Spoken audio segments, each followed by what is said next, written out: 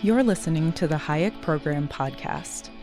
This podcast includes audio from lectures, interviews, and discussions from scholars and visitors of the F.A. Hayek Program for Advanced Study in Philosophy, Politics, and Economics at the Mercatus Center at George Mason University.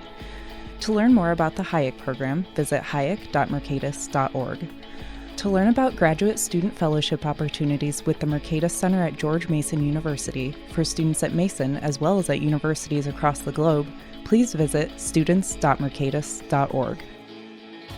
Okay, today is November 9th, 2020, and I'm here with Dr. Ginny Choi. And Ginny, thanks for coming on. No, thank you for inviting me, Pete. And so let's just get started with it. I would like you to tell a little bit about your background and how you got interested in economics in general, and then more generally, socioeconomic kind of questions, and talk about your experiences at LSE and Emory and NYU before you got to GMU. Yeah. So it's actually funny. If you talk to my parents, right, like they will tell you that they're not surprised I ended up being an economist, because even as a young kid, I had arguments about what is my interest in doing this, and what's the benefit to me and what's the benefit to you, like tell me everything, right? So my parents have always thought that it's not surprising that I gravitated towards economics. And once I encountered economics as a field of study for the first time in high school, that was it. I was sold, from the moment then on. But the reason why, though, I got interested in economics and I pursued economics as a study, a career path, and all of that, is because I lived and grew up in Indonesia, where around where I lived and all the places that I tended to frequent, there's slums all around these these places that I visit, and economic inequality was really apparent, and not just apparent in a way some you forget about it and then it's I see something outside the window and that reminds me. It was just in my face kind of all the time, and I was unsatisfied with the gap that I saw between the poor and the lifestyle that I was living in, my friends and everyone. So I thought there must be ways to solve poverty. And as a child, right, I thought I could solve poverty. There's a solution to this. So I thought about what ways might be most suited to sort of helping me solve poverty. And it was a process of elimination. I was there's politics, there's sociology, there's anthropology, and just came down to economics. And I was look, this seems and economics seems like the most powerful tool available for society to think about how to help those who are in need. Yeah. So, that's so there wasn't I know you often talk about you had a very influential teacher who really got you down the path of econ. But for me, I didn't have that kind of moment or kind of teaching or teacher who was just who made me realize this is the way. It was just more in my search for how is it that I could help people who need help but can't. But need others to help them as well. So that's kind of how how I embarked down becoming an econ major and all of that. And the really funny thing about my economic education is that there wasn't it's not I chose classes and I was oh my goodness, this is it, this is the field that I want to do within economics. It was a process of elimination, it turns out. And every institution I was at, the classes and the courses that most interested me had always been the non-market econ classes, where the insights of economics was being applied to what would be considered to be not traditional questions in economics. So for instance, at Emory, Dr. Paul Rubin's class on law and economics, that just blew my mind so much. I was oh my goodness, you can use econ for things like this. Like, who knew, right? And then I went to LSE and I got introduced to in a what was it called? The Philosophy of Economics course. I think that's what it was called. That's where I got introduced to Austrian economics, very briefly, but Austrian economics. I got introduced to economic sociology. I got introduced to Karl Popper through that course, and I was like, oh my goodness, like economics is more than what I thought it was. Like, it's more than just a set of tools that helps us look at, and like what available policies there might be to do XYZ objectives and all that. That's when I was like, oh, like there's something more to economics than I thought there was. And finally, when I got to NYU, that's when everything solidified. I studied under Dr. David Harper there, who's also, as you know, an Austrian economist who taught my law and econ class actually at the master's level. And he spent a considerable amount of time in that course talking about entrepreneurship and how entrepreneurship was key to all sorts of processes that individuals participate in, and the purpose, like how it's important to look at human action to be purposeful and deliberate decisions. And while I was there, I also took a capstone class where I was introduced to experimental economics for the first time. And we basically spent the entire semester just reading up on, reading a lot of experimental papers that addressed key questions in economic development. And it's just a bunch of things, right? Like, it was just like cosmic sort of things just kind of coming together, and boom. Bill Easterly, when I went and spoke to him, it's like, hey, I want to apply to PhD programs. Where do you think, like, do you have any recommendations? First thing on his list was Mason.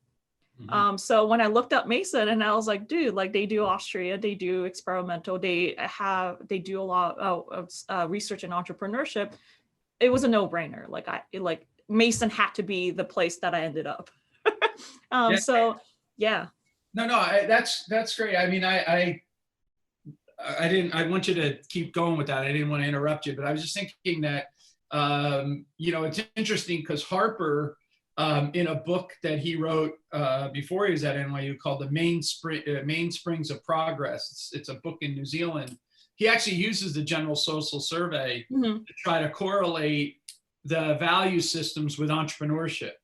And also he looks at psychological literature. So he approached like the Austrian version of entrepreneurship and development a lot different than, say, Kerzner did, in the sense that he's very empirical in some sense. So that's kind of interesting to think about. When you were exposed in the capstone class, was that about RCTs, or was it some other kind of related to development? Because I'm trying to think of the timing, but clearly Duflo was already sort of on the rise or ascendancy in development economics.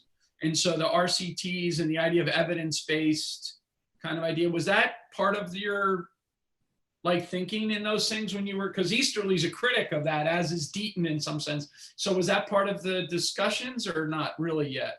So at the time though, you're right. Like at the time, when did I took it in 2008. And so Duflo was already kind of like a rising superstar. I remember reading a bunch of her papers in that course, but we didn't talk about, she might have used a terminology like RCT at that time, but we never spoke about it in that sense. We never spoke about it as like, we never talked about it like, what can, for instance, randomized control treatments tell us about various questions? And is that the right way to do it? We didn't have methodological questions like that. We didn't discuss that either. It was more sort of like, how do we, here are the papers that suggest that have these findings. How can we think about important questions in development when we have these different flavors of answers, and how do we consolidate them in a way that makes sense? So at the time, my capstone class was more, it was really great in that it helped me do a type of literature review in a sense of the available experimental literature in development economics at the time. But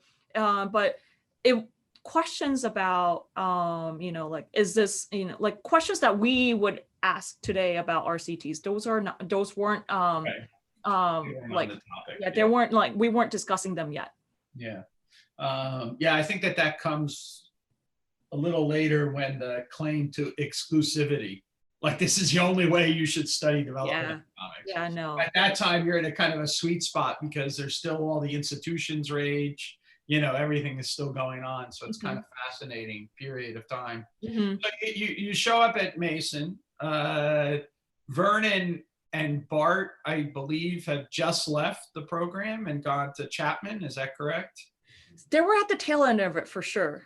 It's in the first year when they like at the end of my first year, I think that's when they made the physical move to Chapman. So all of that conversation and sort of thing, like the preparation to like leave was happening in that first year.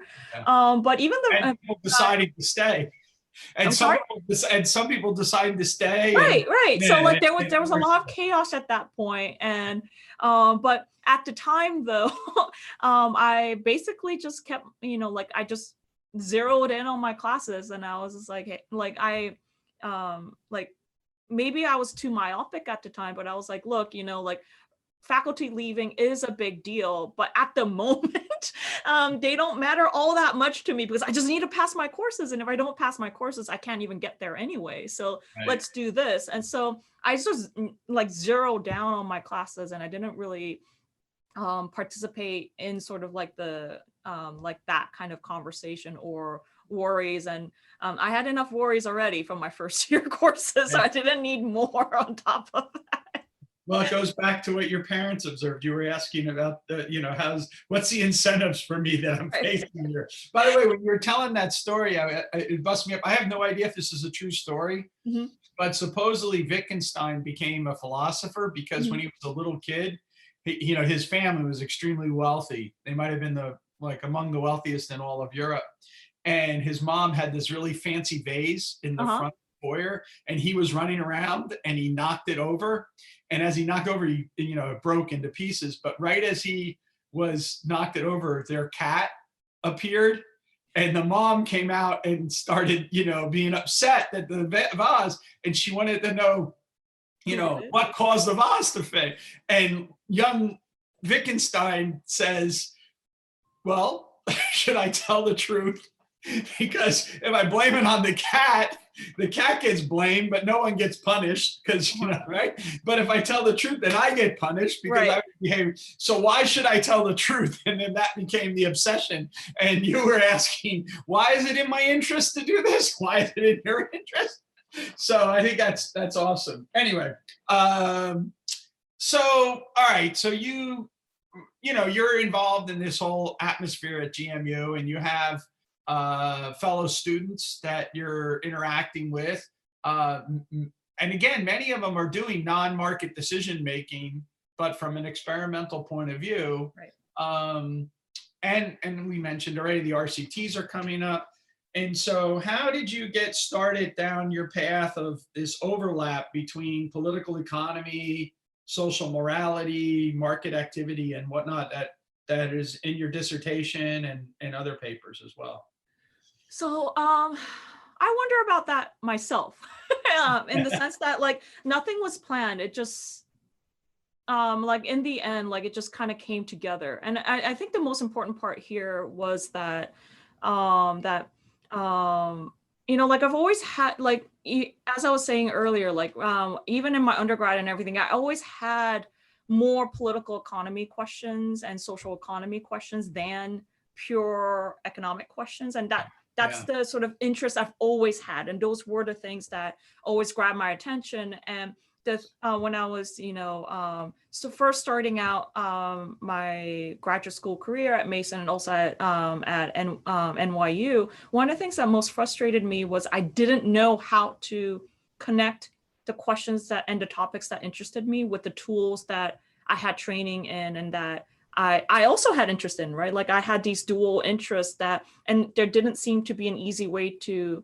marry the two, and that frustrated me so much. Like I didn't know how to even begin doing it, and at the time, I didn't have teachers who would encourage me to do that, nor teachers who knew how to do that and thought that was a fruitful path to take. So in comes like Virgil, right? Like that's where everything sort of really started. He and I got connected through Ariel, John, who's also here at Mercades, and also my office mate. She's not here right now, but so we got connected. She was through, part of your class. She was part of yes, your she class. is. So, Yeah. And yeah, so Ariel was part of that class.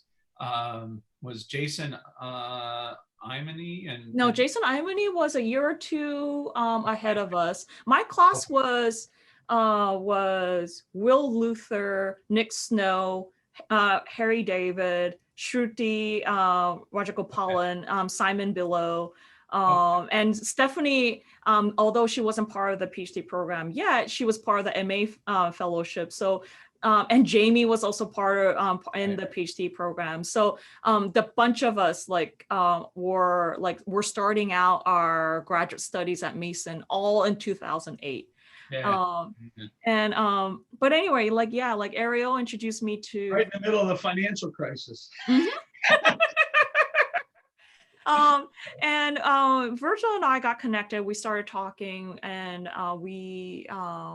and especially he introduced me to his work on, the market as a social space type stuff, and culture, economics, and that's where things started. And even then, it took me a while until I realized with clarity what it is that I could do with my training in experimental economics for the questions that I was interested in, and now the research agenda that he and I share. Yeah. It took a really long time, and in the beginning, it was I will tell you, like those first few years was incredibly difficult. Not only because we were trying to find footing where not a lot of people have treaded before. I had a lot of opposition, and I had a lot of discouraging comments from people whenever, like I go and presented our papers at the Economic Science Association meetings and all of that. Like effectively everyone was saying like, yeah, that's cool, but we have issues with the way how unclean your analysis are, and your design is not sharp or anything. So like we have concerns about that. So I had a lot of opposition because it was such a because the questions that were driving us weren't solidly in experimental economics. Right. And that is actually and that's actually ironic too, because nowadays the executive committee of ESA is now having that conversation. So they're they made an executive announcement a couple months ago now, at least a couple months ago now, and they're like, hey, there's these general sort of concerns about lab experiments being how it's being perceived outside our profession, and how it's being perceived by general economics discipline. There are ways for us to go about this, but it requires us to sort of break down the biases that we've built up in these past years, which was, if you're not doing a like some of which is, if you're not doing a standard experimental economics question, like people are discouraged from it. Well, we need to encourage that creativity, encourage faculty members and scholars and students to reach out and apply their experimental economics knowledge to questions like these, so that we can also and so that we can have a conversation with the general interest people, and the general interest people know how to have a conversation with us. And that's one of the set of conversations that they're having. So like it's considering the fact that it's the executive committee is the one who's saying we need to have this conversation. I think that's telling in a lot of ways. Yeah, it's very fascinating because again, during that period of time when you were studying that, you have, I mean, the criticisms of experiments, and external validity kind of criticisms, they go back all the way Right. to never. And that's what, Vernon and Charlie Plott had to fight a long Right. battle to do. And, they had, and others, I mean, but, especially Vernon and Charlie, Right. really had to fight hard, I think, to get the Absolutely. footing. I remember when I taught at NYU, Andy Schotter ran the lab there. And again, game theory was how Andy Schotter made his name Right. in economics. Experimental economics was what he cared about doing. And he tried to create the lab, but he had a hard as hell time trying to do that. But he had an inroad because of the way he did. He was a game theorist and whatnot, and all these guys are like that. Both Vernon and Charlie are extremely talented formal theorists, and they were able to cut their path with that and then bring the experiments in. But there's other kind of questions that have been raised, and including now all the way to the RCTs. And so you're seeing all of that going on. One of the things I think is really intriguing, and the students I think will be interested in this, is that a lot of the people that do empirical kind of projects in our community, they do a lot of meta studies. Mm-hmm. So rather than examining or creating their own data, they rely on surveying all the data and then summarizing the kind of idea. This is what Kaplan does in his work on education. It's what he's done on his work on now he's doing on poverty and whatnot. It's not like he's doing his own longitudinal study. It's mm-hmm. He's surveying the literature and then interpreting it. And you are doing your experiments as well as meta studies as well, studying all those things like that. But it's also the case, I wonder, have you thought about designing field experiments at all? Like with Ariel or Virgil in development economics? Virgil and Ariel have this great project where they were looking at entrepreneurship in Trinidad and the various stages of it.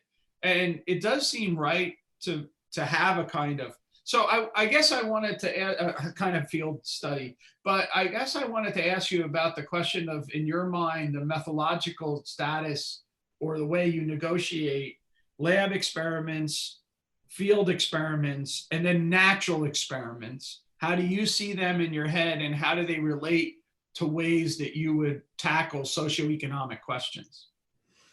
Yeah, so, and I know for a lot of non-experimentalists, they view those three things to be sort of like, what is analogous, like similar to one another, and they could be interchangeable and substitute for one another.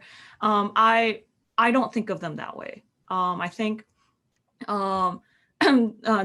lab experiments which probably should be the one that one uses in particular situations, and in other situations, field experiments and all of that.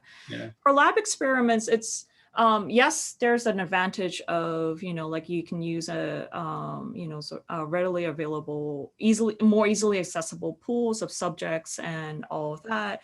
But a lab experiment isn't as valuable if you don't know the specifics of a mechanism that you want to be testing. And therefore you could, at the end of it, you can say, so you can cleanly have treatment A and treatment B and be able to say, here's the difference. And the only, the only institutional difference here would be X or something like that, right? Yeah. So it can give you clean sort of comparisons like that. But it's also not the great place if your objective is to study a very specific policy. If the intent of running a lab experiment is so that at the end of it, you could say, when we change policy A, we'll definitely have effect B at the amount of C. This is not that's not what you would want to use. For field experiments, it is incredible in that you can get a representative sample, right? You can get a lot of people, not just college students, but people of all walks of life, to be able to participate in a way that they don't know they're in an experiment. So like they, even though you ask students to sort of look at the environment that on the computer and make decisions based on what they believe they would do, they know they're in an experiment, right? And oftentimes it's a unavoidable reality that when you survey the students afterwards and say, like, how did you make your decisions, that a lot of them will say economics or incentives. And so so even if you're trying very hard to get away from framing and get away from experimental demand effects, those are just standard. Like you can't eliminate that, but field experiments will allow you to do that. And that's where it gets, and field experiments will be, is really powerful in looking at what people do in real environments. It allows you to take advantage of the vibrancy and the complexity of human society, human interaction, human decision making, and allows you to just take it in and be like, okay, like we know that there's a lot of things going on in here, but we're able to at least suggest that if you have these if you have this difference in environment, then we'll see this difference in outcome as well. And for natural experiments, those are ideal in a lot of times, but really hard to come by.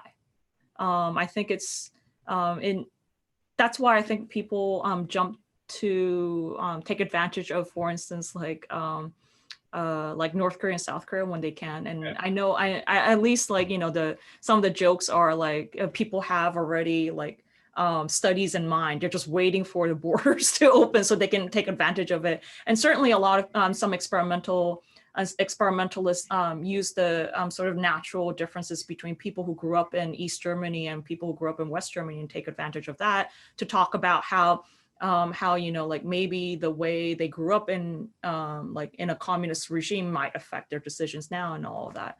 So like there's you know, like those three types of experiments are available options, like just like the way econometrics and what is it, field work and everything are options. I think when I look at the array of quantitative strategies that are available, I think about, like, sure, I have training in lab experiments, but I need to think about what's the best suited strategy to use to answer a particular question. If I can't use the ideal strategy, or I can't get at cleanly get at a particular set of arguments or answers using any of them, then I do the best I can with what I have, which means that I have it's on the researchers to think about what are the propositions that I would need to address in order to make the claim that my argument holds water. So you can't prove or disprove it ever, but you need to think about how to provide people enough evidence so that they agree with you beyond a reasonable doubt that you might be on to the right and the best explanation for a phenomenon. So that's how I think about the various things. And, you know, having been trained in lab experiments, it doesn't allow me to easily move into field experiments. Virgil and I really do have in mind to do, you know, like field experiments. That's definitely within our sort of realm of things that we want to do, but I don't have expertise in that, and I don't have the know-hows that, say, some of my friends do. Like, for instance, Luigi Butera, who was here at Mason and did his postdoc under John List, he now has the ability and has the knowledge to run field experiments. Right. Because he studied under John List. John List mentored him, advised him through various big experiments. So he now has the expertise, but I don't.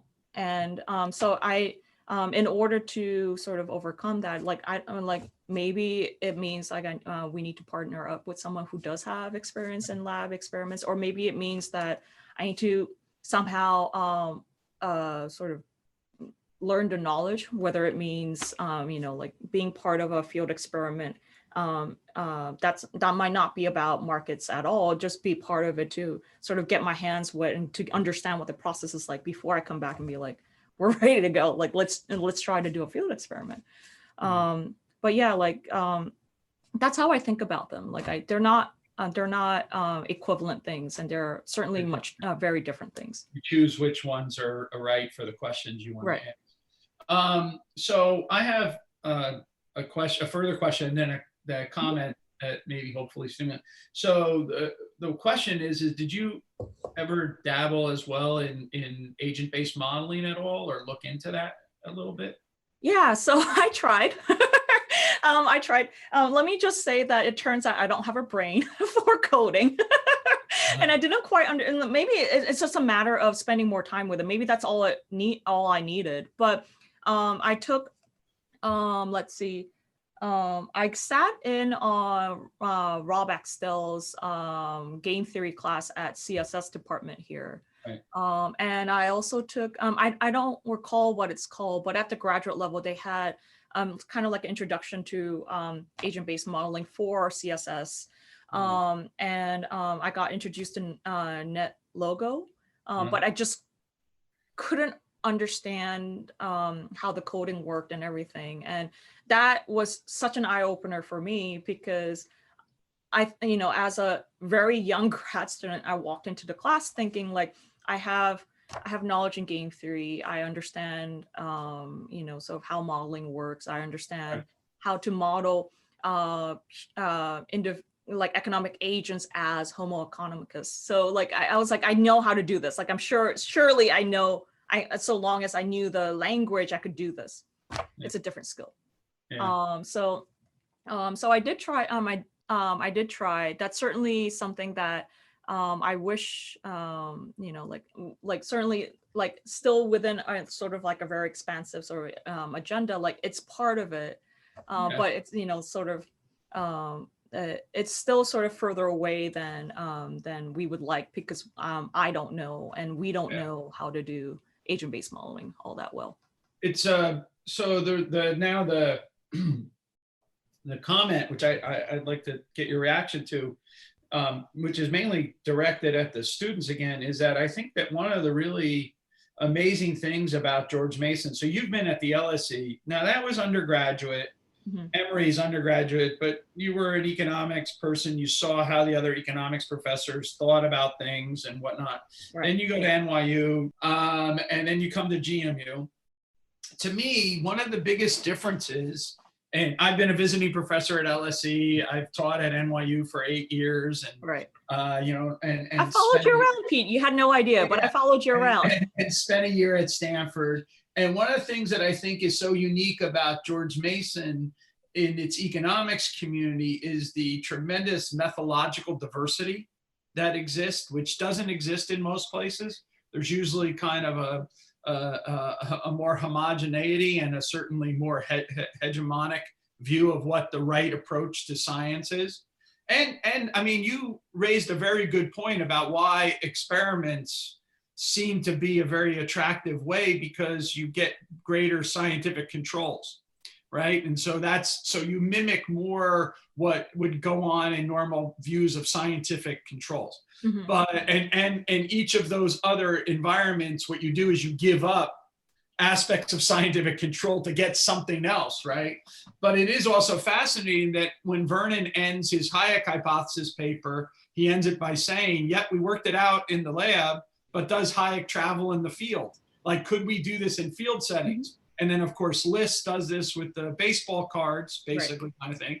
But then the question is, well, would it actually work in natural experiments, right? And so would we see this? And we're giving up something, but we're gaining something, and we do this. So at George Mason, students can pursue economics in a very philosophical way. They can pursue economics in a very historical way. They can do labs. They can do agent-based modeling. They can do traditional, basically maximizing equilibrium models and then running regressions to focus on t-tests.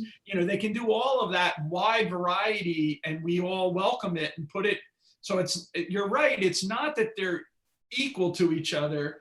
They're different approaches given different questions. And so this is why I think Eleanor Ostrom is such an important role model. Absolutely. For young scholars, because she believed in what she called multiple methods methodology. And her argument was exactly along the lines that you just raised, which is you can't be a master of all of these techniques. You have to actually specialize and become good at something. And then what you do is you engage in intellectual exchange with others. And I think that's hard also. So it's so the natural tendency when you see all these different things and to say, I'm going to choose the methods that's appropriate to the questions that I ask, then supposedly you think, oh, I'm going to take a class in every single one of these and be, but you're not, we have to recognize the division of labor. Right. So what we have to recognize is the gains from trade that we have. And, you've already worked at a kind of an unusual intersection. So you have non-market decision-making, right? So the economic approach to non-market decision-making, then you have experimental, and then you're mixing in that like socioeconomic questions having to do with the social space and these other kind of things, which are slight wrinkles on each of those ideas. So I guess that one of the questions, sorry for that, but I guess one of the questions I wanted to ask you about, since, you've had papers in the highest scientific, not economics, but scientific journals, right? And so what is the most important scientific proposition that you feel comes out of your work in this space that you developed about political economy, social morality, and market activity kind of idea? Yeah, so there's a number of propositions that I think are really important. For instance, one of the propositions is markets are a space where people discover who they're interacting with are good people or bad people. And I think that's something that we often discount as well. I mean, like here at Mason, it's pretty obvious. I think to some extent it's pretty obvious to us because we understand the market as a process. We understand human action to be deliberate and purposeful, and we understand economics to be a science of meaning. So we understand that that people are doing their best in the market space, and they're going around trying to coordinate their activities at the same time competing with one another because there's limited resources and all of that. And then in that process, there's like all these things that arise from it, including, as Hayek talked about, convergence to a tendency towards market prices and all of that. But here's the funny thing, like you do that and you're going around talking to people and all of that, like you learn about the people that you're occupying the same space with. So even if it's not a conversation, you you bump into someone, you accidentally sort of shoulder into someone, whether or not that person says, I'm sorry, or just kind of looks at you, huffs at you, and then just walks off. That's going to tell you something about that person. If you see that person again later, you're already have this impression of him or her, and you're going to react on the impression that you have of them. And I think we, as economists, really discount all of that. Like we learn about people. And whether or not they're accurate information, and like, let's put that aside. Like we learn about people through even the smallest interactions, and add on top of that repeated interactions, add on top of that conversations, add on top of that all the other social activity that they could be also participating in. I mean, come on, like a bunch of colleagues, like a lot of younger employees now at a lot of the firms, well, pre-COVID, but like they often go to happy hour together. They have barbecues together. I mean, that's not an activity that in a purely economic model, economic model will predict would happen. And presumably that's not an activity that people should be participating in the first place, but that doesn't get you towards explicitly get you towards a objective that they're trying to achieve within a particular space. So For me, like having understanding that markets are spaces where you can learn about people and you can learn about the characters of the people that you're interacting with is a really sort of key proposition that falls out. Related to that, I mean, like a lot of the propositions are very related. Like markets is a conversation about right and wrong. Like through this interaction, like I mean, like it. Some people might view sort of the learning through profit and loss mechanism to be too instrumental, to sort of like self-interested, but like in a market space, that is how we learn.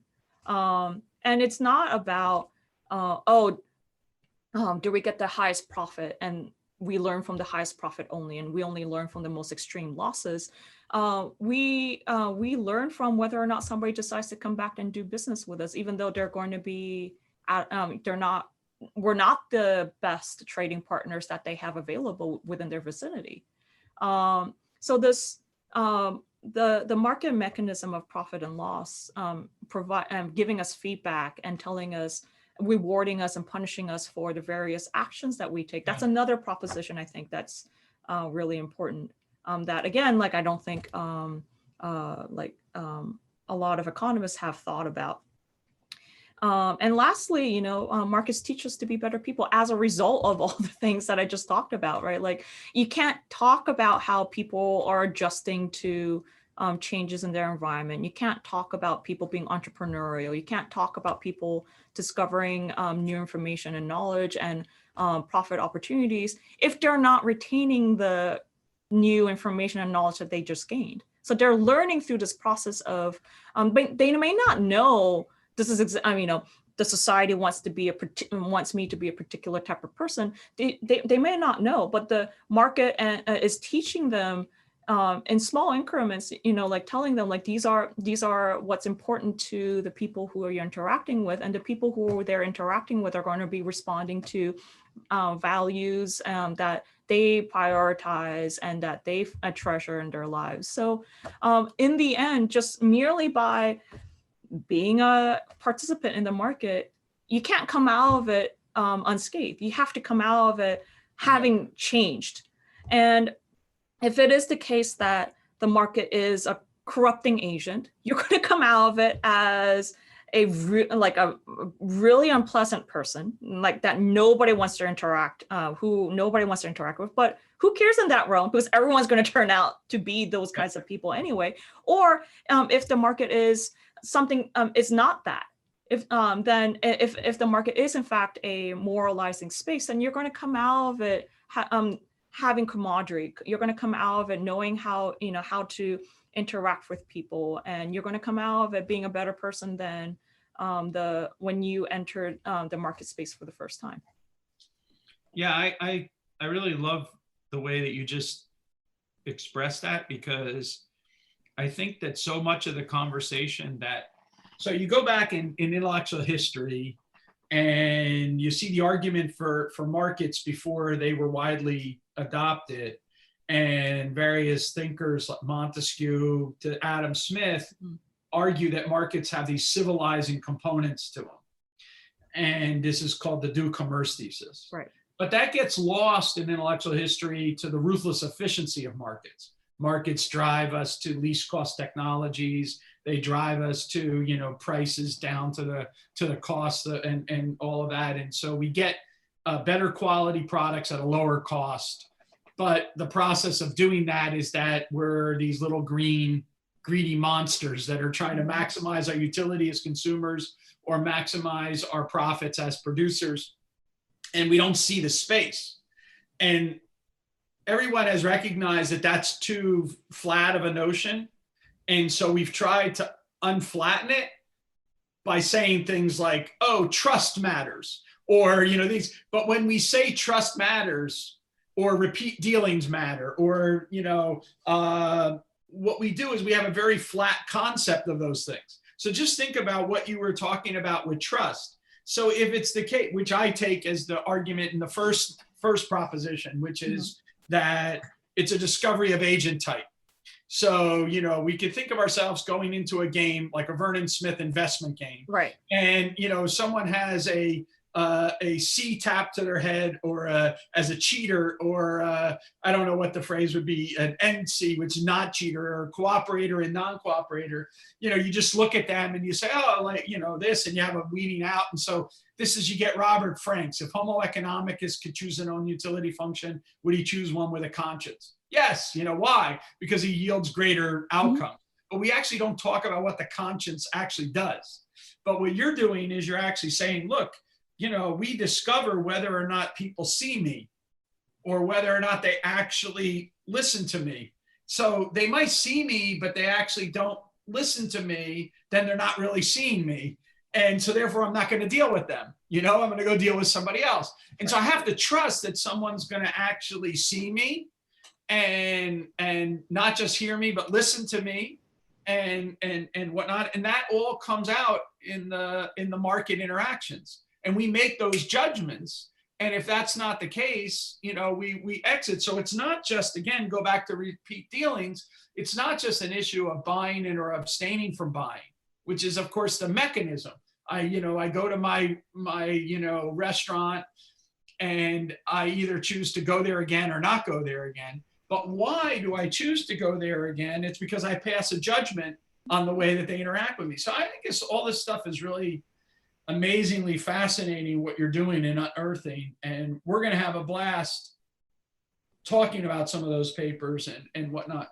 But so you've just laid out these propositions, which I think are just a great summary. But I guess the question that I want to ask you to share, you know, is, you know, you had, when you talk about, it's obvious you had great, upside rewards that you feel, and you're getting closer to answering questions that drive or scratch at your brain or whatever. But what were your biggest, you mentioned a little bit about this, but what were your biggest challenges you had in pursuing the project and in trying to meet, you know, you used a great phrase before, which is trying to make sure that your argument carries water or whatever.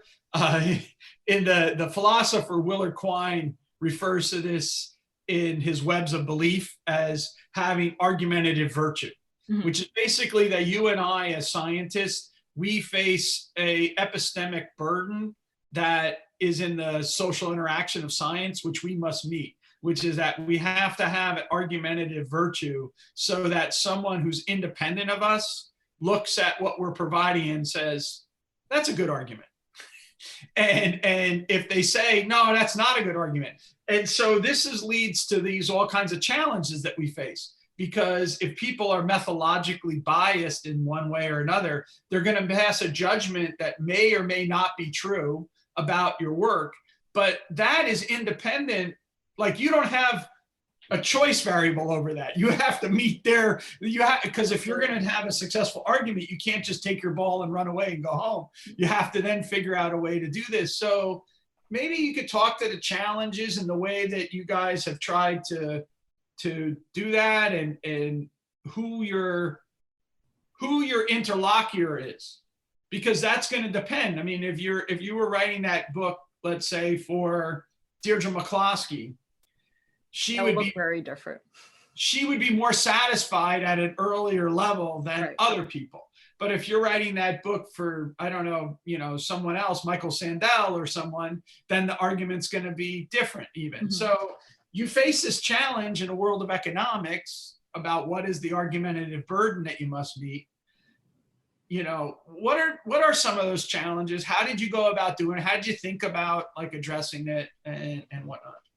Yeah, so the book is an effort of ours to try to shift the conversation about the morality of markets from a philosophical one to a more social scientific one. So that already alone presented some challenges, right? Because it meant that we had to, number one, tease out sort of the empirical propositions that would be true if markets were corrupting, what would be true if markets were in fact moralizing. So we had to tease all of that out. And it wasn't just a matter of us just doing isolated and independent thinking. It's like, oh, let's put ourselves in their shoes. Like, what would be the types of evidence and arguments that we would not find convincing? That wasn't the main point. Like, we weren't trying to convince them or persuade them otherwise. All we wanted to do with the book is say, you have this belief, you have this unwavering belief that markets are morally corrupting. If we are able to get you to pause and say, maybe I don't have a solid proof, like sort of answer as I thought I did, then we did our job. That's exactly what we wanted to do. So it wasn't like we weren't talking to the most staunchest Marxists out there. We wanted to talk to the marginal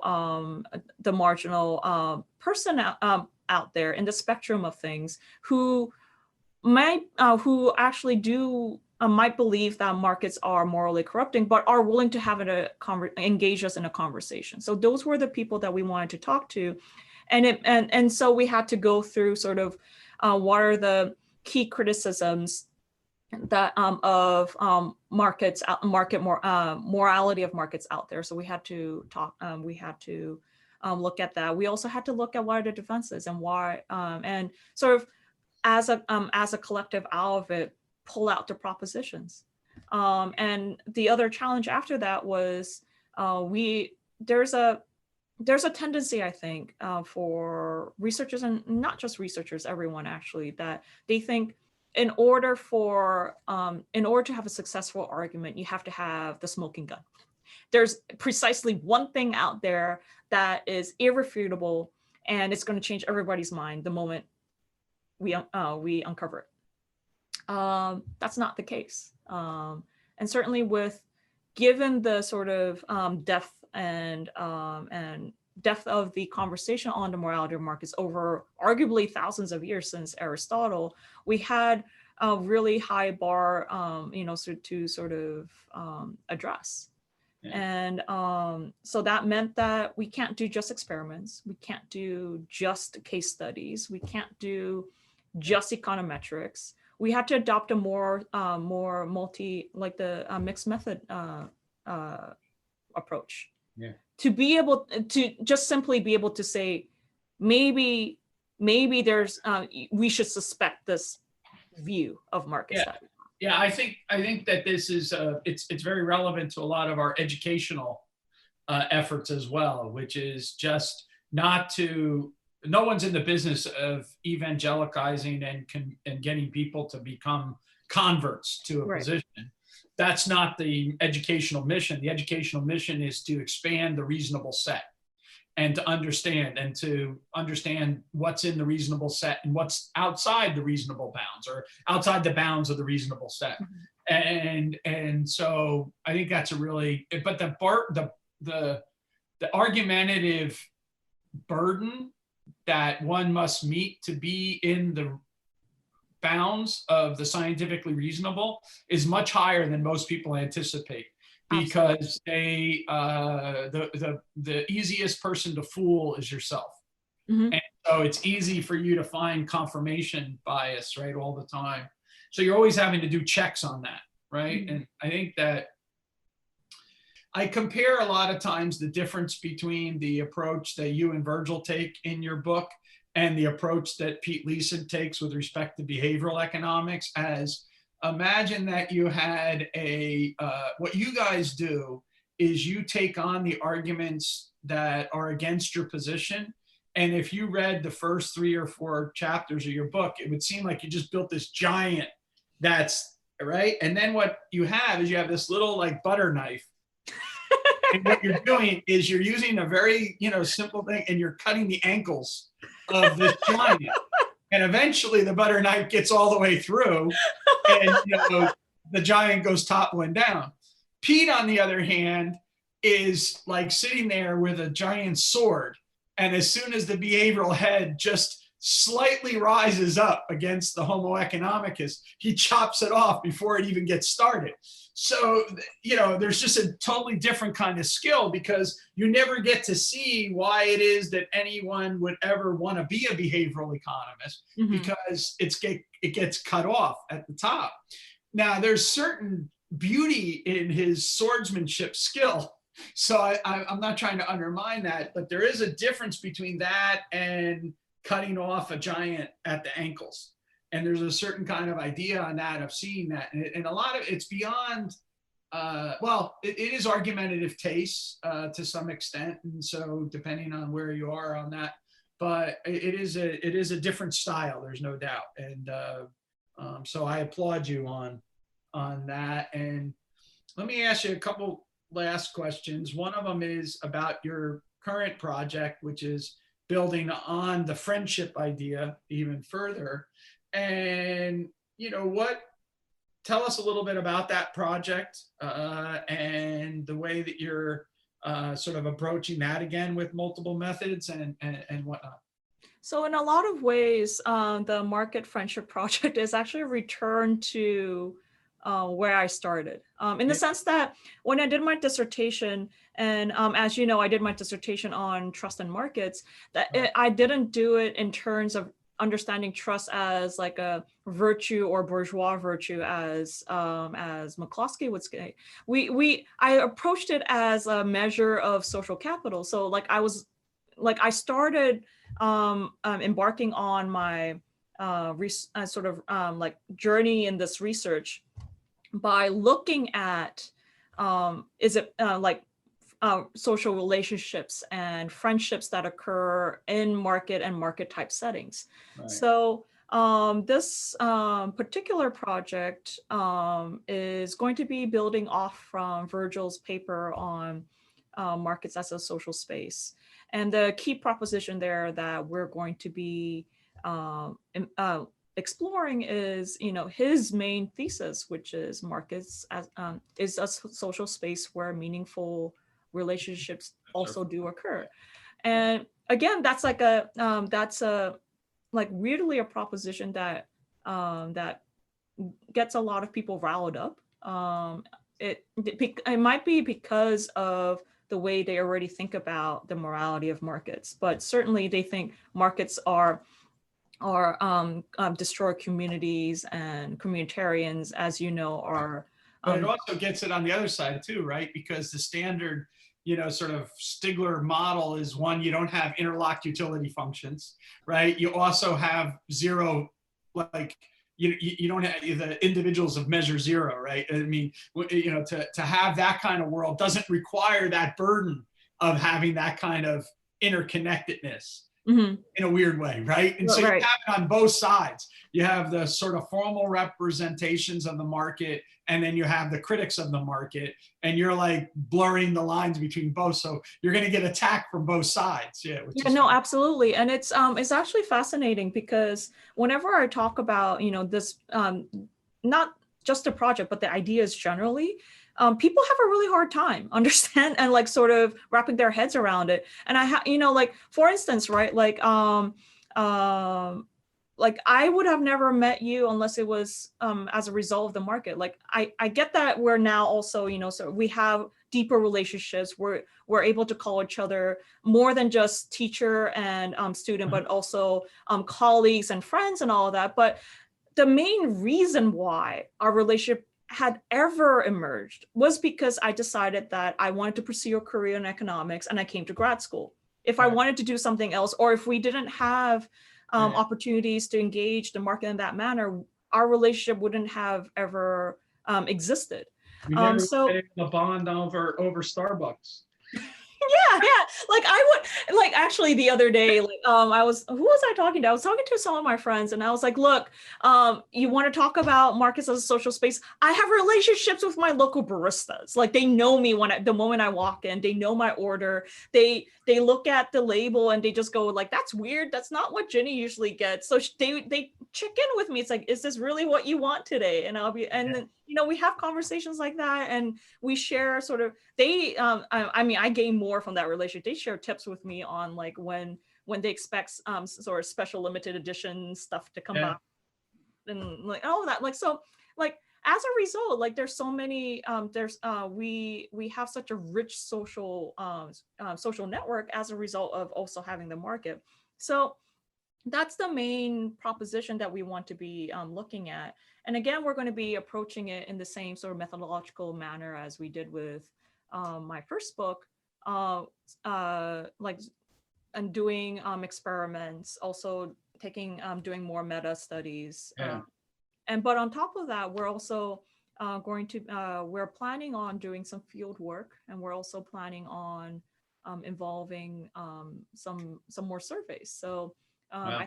this is this project in a lot of ways is much bigger because we want to be able to build a really strong case. And in order to build a really strong case, given the opposition from both sides, like Yeah, we yeah. have to think about the conceit and sort of potential criticism and objections that our argument might get, and try to get at that. Do you have any, thank you very much for that. I mean, I'm really looking forward to that and discussing that work. Do you have any advice you'd like to leave with the graduate students about opportunities maybe they could have to pursue socioeconomic questions in this space that we're creating for them, and go from there? So first things first, we have to recognize specialization and division of labor. It is certainly the case that somehow, like it was able to get training in experimental economics, which I then used to answer socioeconomic questions. But that was more, I think, more of a fluke, right? Like it wasn't planned. It just kind of emerged in that manner. And in a world where you want to be asking socioeconomic questions and use experimental methods, which are incredibly disconnected fields. If you were trying to do that on your own, like that's a considerable amount of investment that they would need to make. And it's not like they can just be like, oh, I understand experimental literature, and like, let's go and do this. They actually need to get training on how to design experiments, how to analyze experiments. And so although I represent one strategy to approach that, the better strategy is to befriend someone who has expertise in the empirical method that they wish they could use in order to answer some of the questions that they want to answer, and form a collaborative effort. And that in a lot of ways, Eleanor Ostrom is like the role model in that, because she was humble. She recognized that, like she's a Nobel Prize winner. She's an incredibly smart woman, but recognized that she can't simultaneously be an expert in game theory and agent-based modeling and experiments. And like, she just knew that. And what she did was form friendships and with those friendships, built collaborative efforts to answer questions that are important to the both of them. And I think that the grad students, especially at Mason, are in a prime place for that, because as we were talking earlier, this is one of the few places where there's a lot of diversity on the methodological front. And we, granted, they're in a different physical space, but they got the experimental faculty members and the experimental students here. They take the same classes, at least in the first 2 years. And so there's a lot of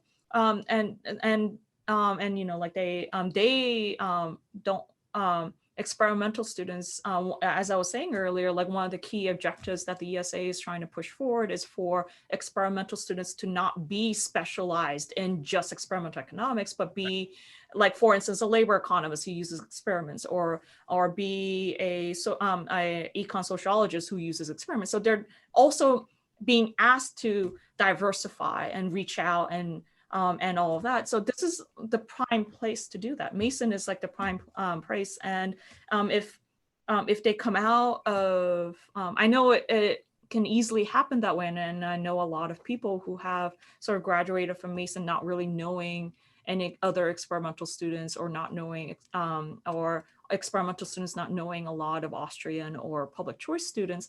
And I think that's a shame. Yeah. This is like the place to do it. And while it might not be apparent at the moment, later on in their careers, as they pursue their own research and they further their research agendas and everything. That is so critical. And being able to have a productive and critical discourse with people, not just in our discipline or even sub-discipline, but all across disciplines too. And I think that's the really hard thing. In order to have a productive discourse, there's a lot of work that goes into it, and a lot of preparation that is needed for that. It's having a reasonable conversation is so much harder than being just stating your opinion and leaving and dropping the mic and leaving the room, right? I mean, of course, everyone wants to do that, but it's so much harder to be able to have a conversation like that. So it's going to be, I mean, like for anyone who wants to do quantitative explorations of social economy, it's going to be a really difficult path. But it's going to be really fruitful and really rewarding at the end, because there's nothing like it, I think. And certainly for me, at the end of it, I got my first book, so it's really awesome. Well, thank you very much. That was awesome. I'm so thrilled that you're here with us. We were able to bid you back from your, career at St. Vincent's and come here and work with us. And now you're going to have these stream of works and all the other things you're doing. So I greatly appreciate it.